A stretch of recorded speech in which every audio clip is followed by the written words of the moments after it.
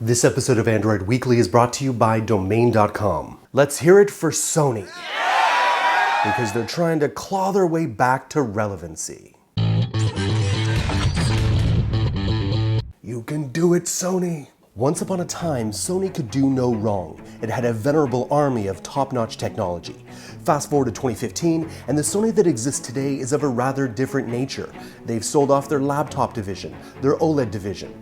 But the company is still trying to stay out of the red and has diversified into insurance sales and banking, at least in Japan. But the Xperia Z4v throws everything into contention. It's a smartphone that has significant changes, not the least of which is a QHD display, along with wireless charging, a slightly larger battery, though it is thicker and heavier, yes. But the Verizon exclusive is everything that the standard Z4 should have been, but is not. The Z4v will ship with the same Qualcomm Snapdragon 810 system on a chip, 3GB of RAM, 20.7 megapixel rear camera, and a 5 megapixel front-facing camera, and the same IP65 and IP68 ratings for water and dust protection. The most noticeable change to the Z4v is the new 5.2-inch QHD, that's 2560 x 1440 pixel display, which is a step up from the 1080p resolution found on the regular Z4. The Z4v also comes with a slightly larger 3000 mAh battery, compared with the normal 2930 mAh battery, and features a dual-mode key and PMA wireless charging technology, just like the Samsung Galaxy S6. So what do you guys think? Hopeful, excited, or too little too late? Now let's talk about the OnePlus II that's rumored to launch next month. Do you remember when the OnePlus One was about to be announced? The company is known for really hyping up their products, letting fans only catch bits and pieces of information at a time. Well, the madness has begun, just as speculation and rumors had begun to swirl. The OnePlus II will launch with a Qualcomm Snapdragon 810 processor on board, which also means it will tout the powerful Adreno 430 GPU. Now, OnePlus claims to have gone through plenty of testing with other chips, but kept coming back to the Snapdragon 810, which has proven to be an industry leader in speed, multitasking, and superior battery life.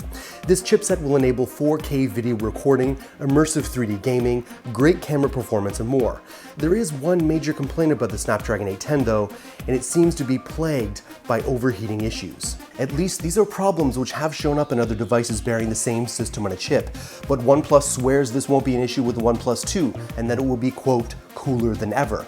This is likely because they are using the Snapdragon 810 version 2.1, and this new chip's improvements, along with hardware and software optimizations, should do the trick, or at least we hope so.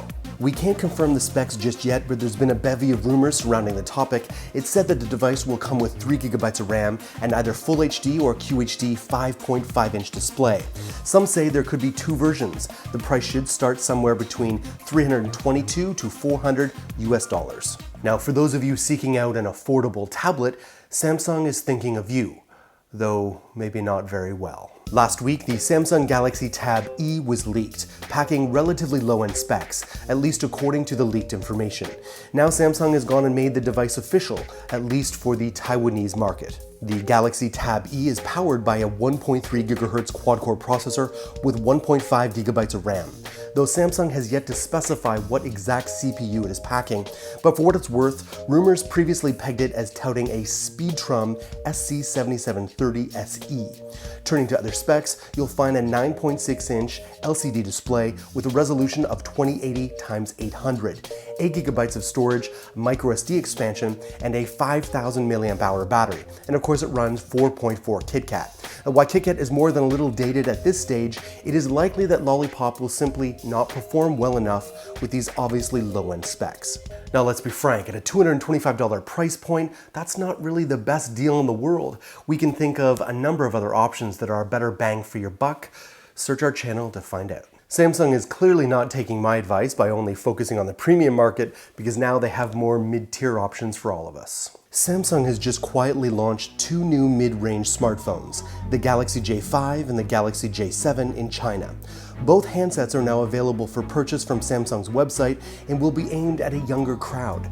Other than sporting the familiar Samsung design language, these two devices have another trick up their sleeves.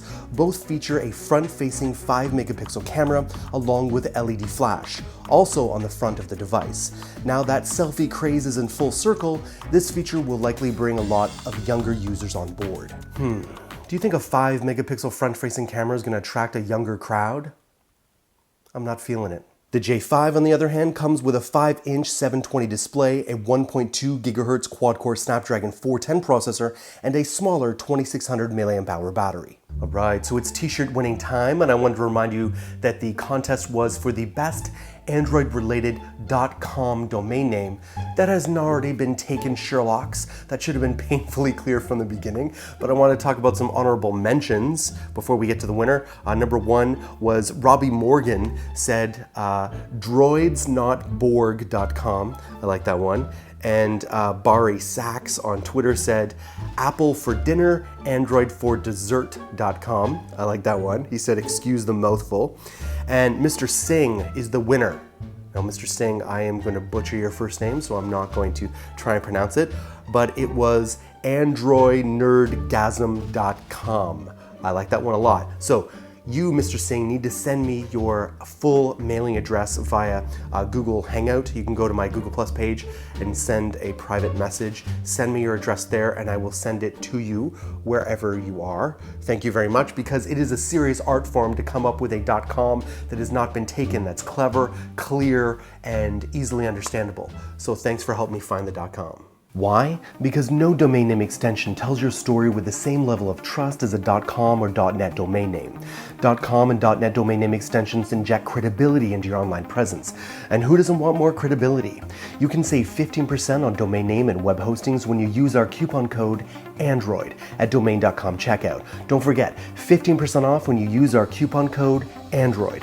When you think domain names, think domain.com. Thanks for watching, Android Army. My name is Jayce, but I have a question before I go today. I wanted to talk about live casting, like in Meerkat and Periscope. Is that something that you guys would like to do? What I would do is I would live stream my producing of the show here. So while I'm shooting and doing all this stuff, I would actually show you doing it live through my tablet or phone, and you could ask questions and comment and be a part of the process. And possibly, if there's a good interaction, I can include that in the show. So let me know if that's something you would like to do in the comments below, because if there's enough people who are interested, then I'll stream live. I normally shoot late at night. It's like really late right now, because that's when all the kids are asleep and it's quiet. So if you're into that, let me know in the comments below.